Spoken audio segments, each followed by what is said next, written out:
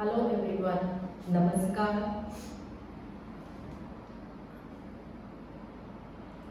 आजच्या फेलोशिपमध्ये मी तुमचं सगळ्यांचं स्वागत करते. आजचा आपला विषय आहे how to become God's favourite, म्हणजे देवाचं लाडकं कसं बनायचं. भगवद्गीतेमध्ये एक श्लोक आहे, तो असा आहे, कार्यकरण कर्तृत्वे हेतु प्रकृतिरुच्यते पुरुषः सुख दुःखानां भोक्तृत्वे हेतुरुच्यते. या श्लोकाचा थोडक्यात अर्थ असा आहे की मनुष्य फक्त इच्छापूर्तीसाठी सगळी कर्म करतो. काही इच्छा पूर्ण होतात, काही अपूर्ण राहतात, आणि ज्या इच्छा अपूर्ण राहिल्या आहेत त्यामुळे माणसाला असं वाटतं की जीवन म्हणजे दुःखाचा सागर आहे. आणि मग तो देवाला म्हणतो की देवा, मी तुझा लाडका नाही आहे का? खरं वास्तविकता अशी आहे की प्रत्येक जीव, प्रत्येक मनुष्य देवाचा लाडका आहे. पण आयुष्यामध्ये जी दुःख प्रबळ होत जातात त्यामुळे मनुष्य दैवाकडे तक्रार करतो सतत की मी असं काय चुकीचं वागलो, मी काय वाईट वागलो, मी काय पातक केलं म्हणून मला या यातना मिळाल्या, मला हे भोग मिळाले. असंच एक बाई एकदा मंदिरात गेली. संध्याकाळची वेळ होती. लोटांगण घालून तिने सांगितलं, देवी माते, माझा नवरा खूप छळ करतो, म्हणजे माझा छळ करतो, सतत घालून पाडून बोलत असतो, रात्री दारू पिऊन तमाशा करतो, वेळेवर पैसे देत नाही, अगदी राक्षस आहे. या राक्षसाला चांगली अद्दल कळू दे म्हणजे माझं दुःख कमी होईल. मंदिरातनं परतताना या स्त्रीला फोन आला, तुमचे पती हॉस्पिटलमध्ये ॲडमिट आहेत, त्यांना ॲक्सिडेंट झाला आहे, तुम्ही ताबडतोब हॉस्पिटलमध्ये या. हॉस्पिटलमध्ये गेल्यानंतर बघितलं तर हा इसम अपघातामध्ये गंभीर जखमी झाला होता. त्याला डोक्याला मार लागला होता आणि तेव्हापासून तो अंथरुणाला खिळलेला आहे. आणि यामुळे ही स्त्री अजूनच जास्त कष्टी झाली. मग ही स्त्री देवाची लाडकी नाही का? तिची इच्छा देवाने ताबडतोब पूर्ण केली. मी देवाचा लाडका नाही असं का वाटतं? कारण यात अडचण अशी आहे की मनुष्य फक्त सुख मागतो. पण ध्यानात घ्या की प्रत्येक सुख हे इम्परफेक्ट आहे, प्रत्येक सौंदर्य इम्परफेक्ट आहे, प्रत्येक ऐश्वर्य इम्परफेक्ट आहे, अपूर्ण आहे. उदाहरणार्थ, नदी आपल्या दाराशी समृद्धी आणते, पण नदीला महापूर येतो, नदीला महापूर आहे. साधू संतांच्या कीर्तनात माना डोलवणारे परतून पुन्हा संसारातच रमतात.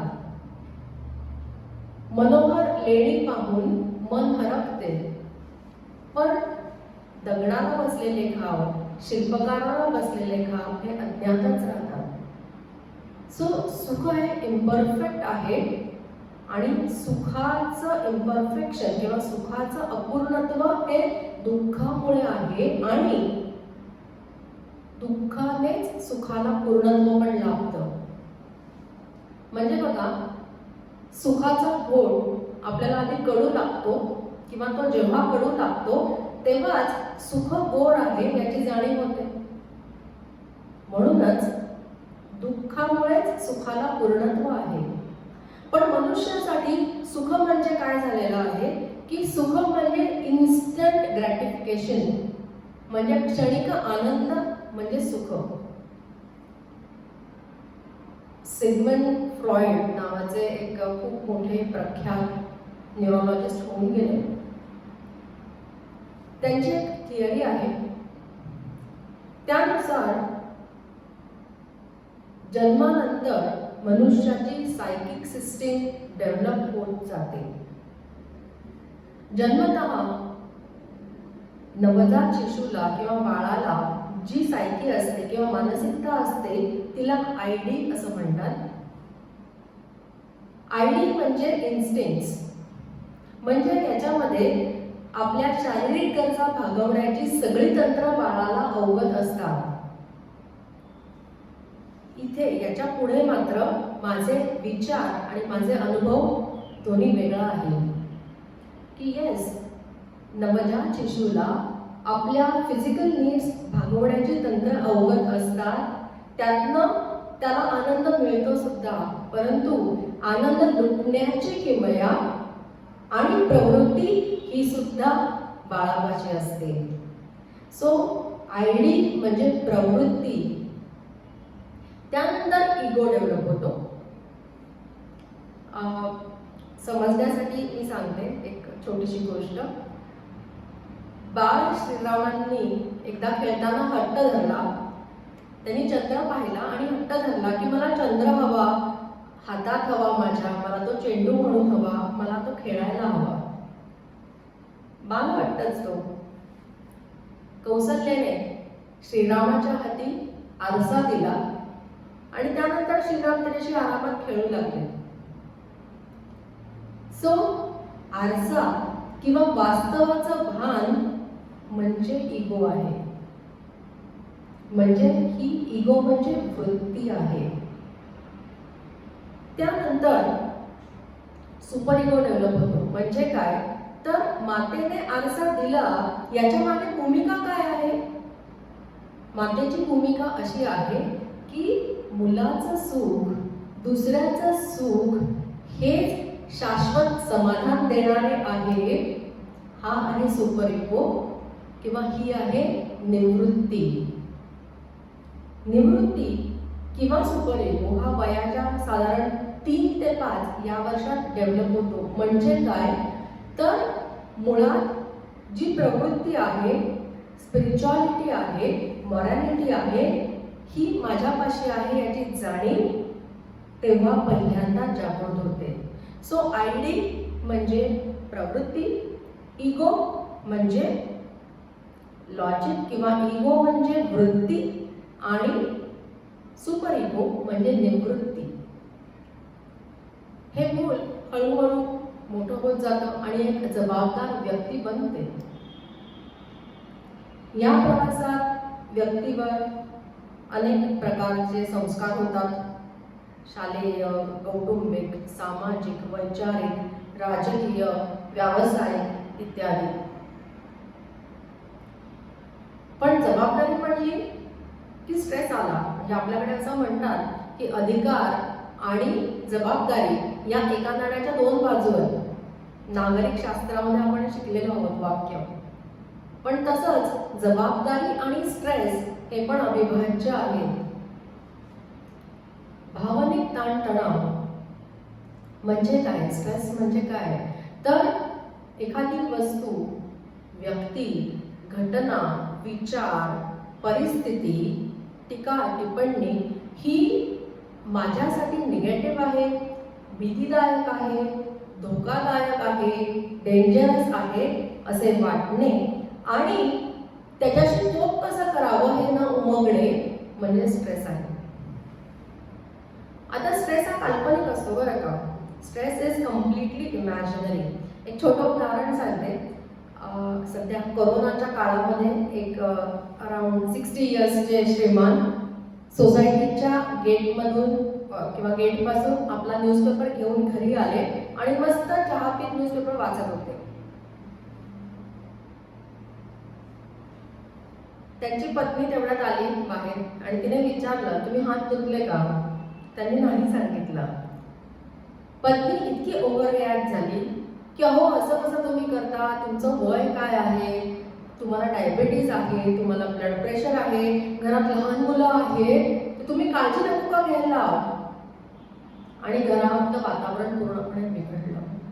त्या व्यक्तीला कोरोना झालेला नाहीये ना, कोरोना होईल या कल्पनेने स्ट्रेस निर्माण झाला. सो स्ट्रेस हा पूर्णपणे काल्पनिक असतो आणि हा कायम बाह्य स्वरूपाचा असतो. याला एक्सटर्नल इश्यूज असं म्हणतात सायको अनालिसिस मध्ये. तो घरातला असो किंवा ऑफिसमधला असो. घरातही स्ट्रेसेस असतात आणि ऑफिसमध्ये पण असतात. फॉर एक्झाम्पल मुलांचं करिअर हा घरातला, तर प्रमोशन्स अप्रेझल्स हा ऑफिसमधला स्ट्रेस आहे. दुःखद सहजीवन हा घरातला आणि पॉलिटिक्स हा ऑफिसमधला स्ट्रेस आहे. टोकाचे किंवा टिपेचे विसंवाद हा घरातला, तर इनस्टॅबिलिटी हा ऑफिसमधला स्ट्रेस आहे. घरात सासू आहे, ऑफिसमध्ये बॉस आहे. या स्ट्रेसची कोप करताना काही वेळा आणि काही अंशी जे संस्कार घडलेले आहेत ते माणसाला मदत करतात आणि तरीही बऱ्याच वेळा, बहुतांश वेळा प्रत्येकाला आपला आपला मार्ग शोधावा लागतो, त्यावर चालावं लागतं. मग हे कोप करताना वास्तवाचं भान, इगो हा महत्वाचा आहे. वास्तवाचं भान म्हणजे काय, तर सुख हे इम्परफेक्ट आहे, सुख हे अपूर्ण आहे याचं भान म्हणजे इगो आहे किंवा म्हणजे वास्तवाचे भान आहे. एक उदाहरण मी तुम्हाला सांगते. एक पती पत्नी आहे, त्यांचे असेच प्रचंड विसंवाद दोघांमध्ये आहे. आमच्या वेव्हलेन्थच जुळत नाही असं त्यांचं म्हणणं आहे. तर मी त्यांना असा सल्ला दिला किंवा मी त्यांना असं म्हणलं की कुठला पण जोडीदार हा इम्परफेक्टच असतो. तर ते मला स्वतःचे आई वडील किंवा इतर एक्झाम्पल्स देऊ लागले की यांचे जोडीदार कसे परफेक्ट आहे. तर मी त्यांना असंच विचारलं, तुम्हाला त्यांचं आयुष्य जगायचंय का? सी बेसिकली सुख म्हणजे इन्स्टंट ग्रॅटिफिकेशन ही संकल्पना एवढी दृढ झालेली आहे की सुख हे इम्परफेक्ट आहे हे कोणी सांगणारा जरी भेटला तरी मनुष्य त्याच्याकडे दुर्लक्ष करतो आणि मग कोप करताना हा मनुष्य काय करतो किंवा कुठलाही मनुष्य काय करतो की इन्स्टंट ग्रॅटिफिकेशन मिळवायचं, मला क्षणिक आनंद मिळवायचा आहे म्हणून ही व्यक्ती मग लहरी बनू लागते, विक्षिप्तपणे वागू लागते, मॅनिप्युलेट करू लागते, पॉलिटिक्स खेळते, खोटं बोलते, वरवर असं भासवते की मी खूप शांत आहे पण आतून धुमसत असते. अशा व्यक्तींना आनंद मिळतो सुद्धा, दे गेट प्लेजर, पण हा आनंद ते लुटू शकत नाही. म्हणजे ही मंडळी दुसऱ्यांच्या चेहऱ्यावर हसू आणू शकत नाही. आत्ताच आपण जे विसंवादी पती पत्नी पाहिले त्यांचं आता काय चाललंय, ते माझ्याकडून गेले आणि हळूहळू त्यांनी स्वतःला आपल्या कामामध्ये व्यस्त करून घेतलं. घरामध्ये कोणतीही रिॲक्शन न देण्याचा प्रघात त्यांनी पाडला. घर केवळ हॉस्टेलसारखं ते वापरायला लागले. आता 40च्या वयामध्ये करिअर चांगली आहे पण 40च्या वयामध्ये किंवा 40 येईपर्यंत पती जो आहे तो दारू पिऊ लागला, सट्टा खेळू लागलाय आणि पत्नीची विवाह बाह्य भावनिक गुंतवणूक झालेली आहे. या दोघांचे आई वडील, ते स्वतः दोघं आणि कदाचित त्यांची मुलं सुद्धा आता म्हणतायत की देवा मलाच का आहे आता ना, मीच का, म्हणजे मी देवाचा लाडका नाही अशी त्यांची पूर्ण खात्री झालेली आहे. मग असं हसून आनंद लुटणं म्हणजे स्वतःही आनंदी राहणं, इतरांनाही आनंदी ठेवणं. यासाठी काय करायला पाहिजे, तर सुख इम्परफेक्ट असलं तरी सुद्धा अपूर्णत्वातच पूर्णत्व आहे याचं भान येणे, याची जाणीव होणे, हा सुपर इगो हा इथे महत्वाचा आहे. ओके, म्हणजे माझ्या सुखापेक्षा किंवा इतरांचं सुख, दुसऱ्याचं सुख हेच शाश्वत समाधान देणारं आहे याची जाणीव असणं म्हणजे निवृत्ती किंवा सुपर इगो हा महत्वाचा आहे. निवृत्ती म्हणजे काय, तर सुख हे अपूर्ण आहे, पण अपूर्णत्वातच पूर्णत्व आहे याची जाणीव होणे. निवृत्ती म्हणजे काय, एक छोटं उदाहरण सांगते. एक असे पापलेख माझ्याकडे आले होते. मुलगा जो आहे तो मध्यमवयीन आहे. त्या दोघांचं अजिबात पटत नाही एकमेकांशी. तर मी त्यांना असा सल्ला दिला की तुम्ही निवृत्त व्हा, दोघेही निवृत्त व्हा. म्हणजे काय, तर मी वडिलांना सांगितलं की तुम्ही मुलाला मार्गदर्शन करा, पण त्याची लढाई, त्याचा संघर्ष त्यालाच करू देत, तिथे निवृत्त व्हा. आणि मी मुलाला सांगितलं की ते तुझे वडील आहेत, त्यांचं ऐकणं हे तुझं कर्तव्य आहे, हे तुमचं कर्तव्य आहे, पण तुम्ही एक वेगळी पर्सनॅलिटी आहात, त्यामुळे तुम्हाला जेवढ्या गोष्टी जमता आहेत तेवढ्या त्याच्या मनानुसार करा. ज्या करू शकत नाहीये त्या करू नका. वाटलं तर त्यांना सांगा सुद्धा, आणि त्यासाठी त्यांना मनापासून सॉरी म्हणा. तुम्ही हे मनातल्या मनात केलं तरीही चालेल. निवृत्त व्हा. अशी निवृत्ती म्हणजे काय, तर इथे तिन्ही गोष्टी आल्या. आयडी म्हणजे प्रवृत्ती, इगो म्हणजे वृत्ती, आणि सुपर इगो म्हणजे निवृत्ती.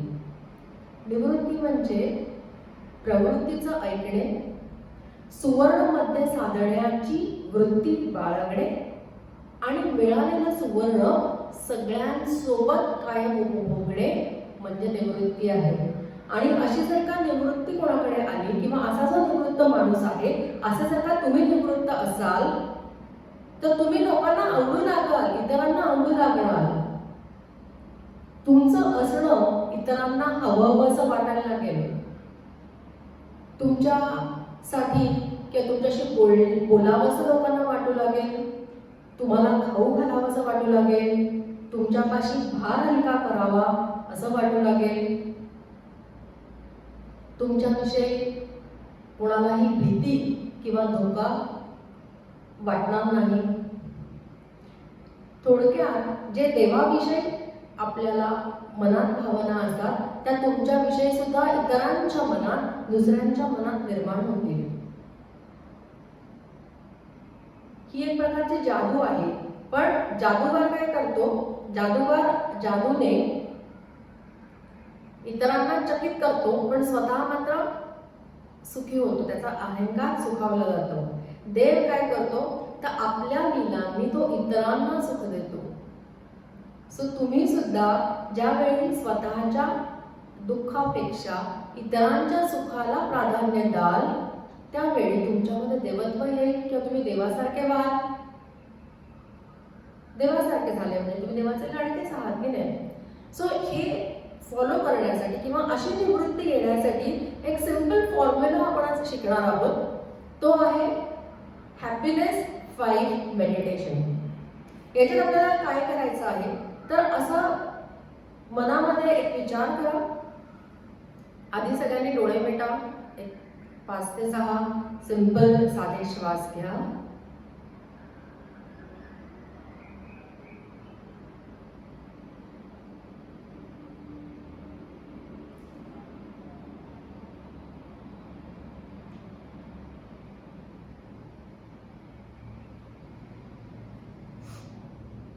डोळे मिटलेलेच ठेवा. आता मनात विचार करा की तुम्ही 3 ते 5 वर्षाचे किंवा 5 वर्षाचं मूल तुम्ही आहात असा विचार करा. You are just 5 years old. मधला सगळा काळ जाऊ द्या. मागच्या काही दिवसातले प्रसंग आठवा, जिथे इतरांचं भलं झालेलं आहे असे प्रसंग आठवा.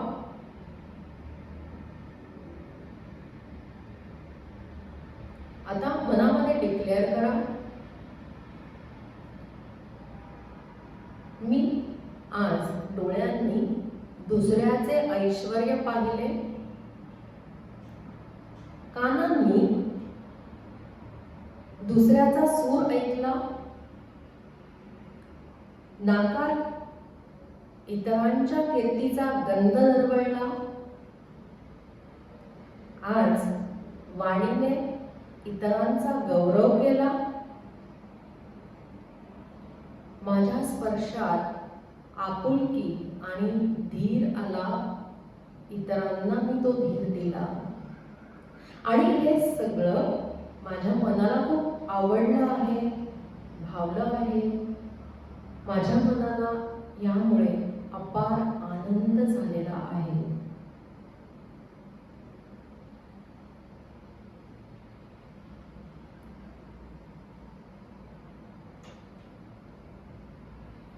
हळूहळू डोळे उघडा, शांतपणे डोळे उघडा.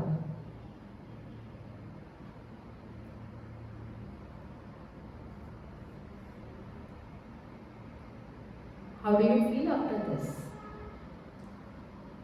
See, या हॅपीनेस 5 मेडिटेशनने आपली पंचेंद्रिय, पाचही इंद्रिय शांत होतात, सायलेंट होतात. Census become silent. मन तृप्त होतं. कुणाही विषयी असूया, द्वेष, मत्सर मनात राहत नाही. त्यानंतर मी माझ्या दुःखापेक्षा इतरांच्या सुखाला प्राधान्य देते आहे ही भावना बळावते. माझी कोणती तरी इच्छा अपूर्ण राहिलेली आहे, त्यामुळे मी दुःखी आहे. यामुळे आपण अजून दुःखात जात नाही आणि उलट माझी कोणतीच इच्छा अपूर्ण राहिलेली नाही, कारण इतरांच्या इच्छा पूर्ण होण्यातच माझं सुख आहे. म्हणजे मी देवाची लाडकी आहे ही भावना जागृत होते आणि सदैव मनात राहते. असे 5 बेनिफिट्स या हॅपीनेस 5 मेडिटेशनचे आहेत.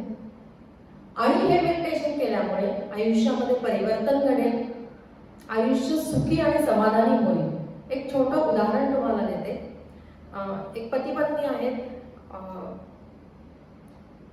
असं झालं की दोघे वेगवेगळ्या सिटीजमध्ये कामं करतायत. अशी वेळ आली त्यांच्यावर की दोघांना वेगवेगळ्या शहरांमध्ये कामं करायला लागली. पत्नीची बदली होणं शक्य नव्हतं. सो पतीने बदलीसाठी तो ट्राय करत होता आणि त्याला खरंच ट्रान्सफर मिळाली ज्या शहरामध्ये पत्नी होती तिथे. त्यापूर्वी त्याच्या आईवडिलांनी मला सल्ला विचारला की त्याला जाऊ देत का तिथे, कसं आहे त्याचं ओव्हरऑल तिथे करिअर. तर मी त्यांना सांगितलं की पहिलं 1 ते 1.5 वर्ष त्याला खूप खंडतर जाईल, त्यानंतर हळूहळू तो तिथे सेटल होईल. सो त्याप्रमाणे तुम्ही मनाची तयारी करून निर्णय घ्या.